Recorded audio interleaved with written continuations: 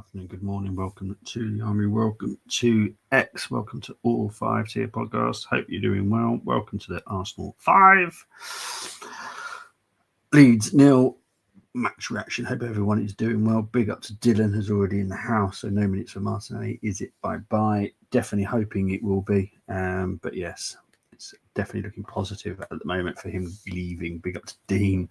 It's been so long since I know it's been ages, mate. Absolutely ages. What you been doing with yourself? But I'm going to try and wrap this up quite quick. To be fair, good game. Wouldn't say it was the best game, but the important factor is one, we won, which is very good. Two, Gyökeres scored more than once. Three, we scored 5 goals. So overall, I cannot complain. I will complain about something because something knocked me off, but I like perfection. I'm sorry. But let's quickly get into the goals. Timber, absolute handful today. Absolutely brilliant from set pieces today. 2 goals for him. Brilliant to see him score. Saka, obviously, unfortunately, went off injured later on in the game, but a fantastic finish for his goal today. Gyökeres, his first goal, outstanding. That is what we've been dying for, dying to see. It's great that he's got the confidence to do it. So brilliant. And obviously stood up and took a very good penalty as well. So overall, and we got a clean sheet, always a bonus as well for me. So brilliant stuff. Shaz saying, hope it's not too bad with the injuries to Saka and Odegaard. Odegaard, I don't think will be long, just because of the nature of the injury that looks like he's picked up. Saka, yeah, let's hope not. He did manage to walk off, so that's good. But hamstring's a hamstring, isn't it? So big up to you, mate. I'm glad you won as well. I know it wasn't a great Fnatic win, but I'm glad you got 3 points and enjoy the journey home with JJ. I'm sure he's going to be moaning because Peter was keeping me informed of what was going on there. So, yeah, hope it's not too bad with JJ on the way home. Right, so, yeah, 5-0. Let's get into the stats. Let's break this down. Possession-wise, 68% possession for Arsenal, 32 for Leeds, 18 shots for Arsenal, just the 3 for Leeds, 5 shots on target for Arsenal, 1 for Leeds, just the 2 corners for each team. Quite low in corners today.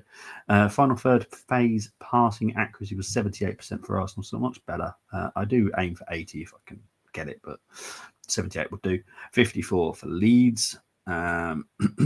XG for all your XG lovers, 2.82 for Arsenal, 0.16 for Leeds.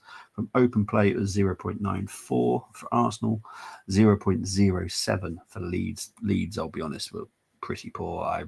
They had one really good effort from Struijk, which Raya did a fantastic save, as always.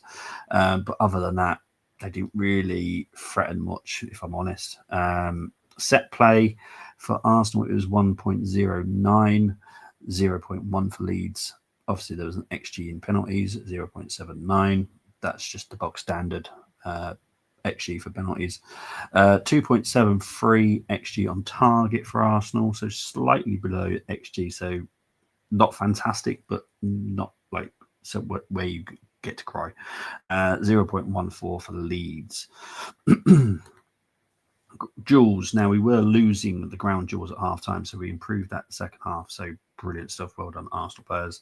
59% were 1 duels, 56 from ground duels, 73 from aerial duels, which is pretty impressive in all fairness. And dribbles, 53%. That is actually a very good stat. We'll get onto the player ratings, but honestly, Madueke and Saka look really good today, especially when it comes to dribbles. Passes, 594 for Arsenal, 279 for Leeds, 92% accuracy for Arsenal, 76 for Leeds. So 92 for Arsenal, which is fantastic. We had a really poor passing accuracy last weekend, so I'm glad we improved on that. 341 in our own half, 205 in the opposition half, 70% in accuracy in long balls, brilliant. Accuracy in crosses, 42%, brilliant. 32 touches in the opponent's box, decent. Leeds, 279 passes, 76% accuracy, 166 in their own half. opposition half 46, 38% action in long balls, 20% in action crosses, and only 6 touches in the opponent's boxes. This was the starting lineup. It was Raya, Timber, Saliba, Gabriel, Calafiori, Zubamendi, Rice, Odegaard, Saka, Madueke, and Gyökeres. So, yeah, we'll get onto that in a minute. We'll go for the player ratings as well. Quickly see what Chris has been saying about Carlisle. Job done, 3 points for us. All that matters. We were good first half. Second half was bloody hard fought. We still deserve win. Willstone were lacking that quality in attack.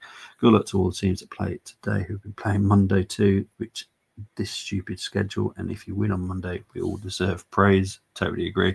Mark Hughes didn't have family issues, was at daughter's wedding, so congratulations to daughter. Oh, it's a bit weird, isn't it? I suppose he still would attend, I suppose, but that's yeah, that's definitely not a family issue, is it? The caretaker's still not getting credit from. Sorry, there's a message that's come up. There we go. From me, only the players. Right, so let's go through the ratings. Raya gets an 8 for that outstanding save. Just alone that, I'll be honest. Timber gets a 9. For obvious reasons, he's got 2 goals and a good defensive display, in all fairness, as well. Saliba and Gabriel, they weren't threatened a lot, so I'm not going to give them a high rating because, you know, they did what was needed. So 7s for both of them, if I'm honest, for Saliba and Gabriel.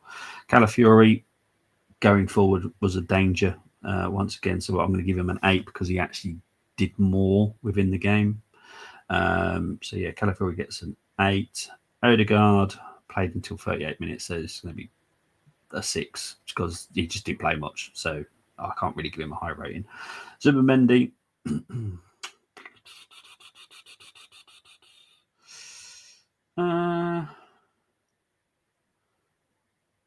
going to give him a 7 as well.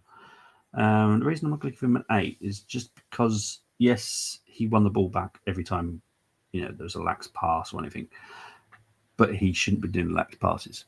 So, yeah, Rice gets an 8. I felt he had more in the game today. So, yeah, Rice gets an 8. Saka gets an 8 as well. I thought it was a good performance until obviously he went off. Obviously, we're going to have to wait and see what happens with the injury. Madueke,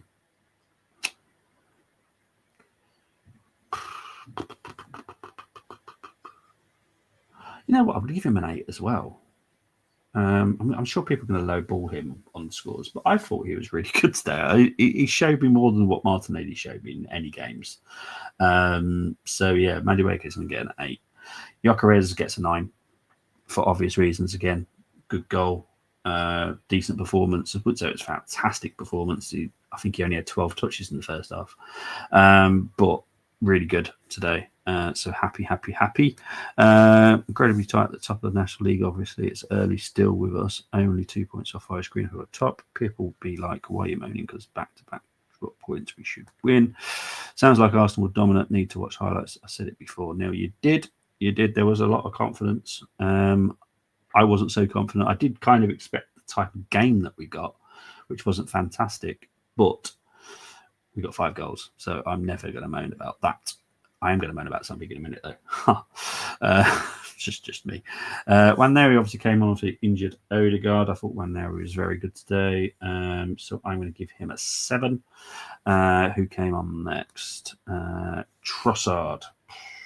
Jeez. 6. You know, I'll be honest, I don't really remember him doing much in this game. So, yeah, he's only going to get a 6. Obviously, Max Dowman made his debut today. Look threatening. So I'm going to give him a 7 because he did look quality. He definitely did not look like a 15-year-old kid, which you would kind of expect him to, but he did not look like that at all. Obviously, he won the penalty that Gyökeres took as well. Now, this is going to sound a little bit harsh on Mosquera and Lewis Skelly, but again, they came on, but I don't remember much of them. So for that reason, they're going to both get a 6. So Mosquera and Lewis Skelly. Now, this man could have got a 10 today. Could have. He's not gonna. And I'll be very honest, right? When a defender is on the chance for a hat trick, give him that chance. Just give him that chance. He's never going to score any hat tricks. Let's be honest, most defenders don't. Just give him that chance. I know you've got this thing about taking fullbacks off. I know it seems to be your thing, but just leave him on. So he's going to get down marked just for that. Sorry, but there we go. Right. Oh, I don't want to. No, wow. I can't be. But hang on. See if I can change it. No, it is on that. So why is it doing that? There we go. That's better. Let's have a look. To answer Wellstone, we had a question on do you want some? The answer is Carlisle did want some. He's a madman, isn't he? I felt Arsenal needed that performance at some point. Don't mean will be. No, Christ, no. I know Arsenal too well, mate. If the worst thing Mikel did was sub Timber, then he's had a good game. Yeah, exactly. He would have got a 10 if he didn't take off Timber. So I just wanted Timber hat trick. That's literally the only reason. I just wanted him to have a hat trick. You can give him a 10. I'm never going to say you shouldn't give him a 10. It's just me. I am picky, as you will find out throughout the season. I am a picky person. So Timber scored 2. I was like, that's weird. Yeah, it was to me, even to me. And to be fair, the first goal he scored was fantastic as well. Really good header, confident header. And big up to Israel saying, I think, yeah, he probably did. Look, let's be honest, there's probably many reasons behind it, and probably good reasons as well. But I am a grumpy git. There's no other way of saying it. When it comes to criticizing myself, I'm very easy at doing it. Yeah, so I am known. My nickname is Mr. Grumpy. There is reasons behind it. So yeah, I'm sorry. You can give him 10s. I have no issues with it. I mean, we saw 2 injuries today. The other worst thing that could have been another starting right back injured. So I can understand. Yeah, look, like I said.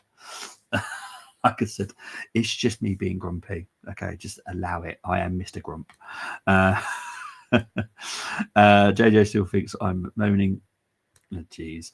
Do you think we're getting a... Oh, do I think he'll come in for Liverpool? Right now, Israel, I'd say there's a slight possibility. I think we'll know more. I'm hoping we know more by Tuesday when we do the show, but I think we'll know during the week. Now we're gonna have to get him in for Friday deadline. I think there'll be developments, and I'm hoping it all starts early. So yeah, Jimmy does. Yeah, of course it will be. It's part of me thinks it's sometimes down to Sky Sports and all the content that is pumped out there, because if all the deals were done before deadline day and nothing happened on deadline day, it would be rather boring for all the shows that are out there and all that kind of stuff. So yeah, I think they'll just get dragged. Some will get dragged, and rightly so. I'm sure there'll be a blockbuster of a transfer the day before or the day of deadline day. I think there'll be a blockbuster storyline. But yeah, it's going to be interesting. Let's be real. Lots of the deals are done. Oh yeah, 100%. 100%. Big up to AFC 777. What a day. It is an absolutely fantastic day. Like I said, this was going to be a quick stream. I've just done the watch long. I obviously don't want to be talking any more longer. It's been a fantastic day for Arsenal.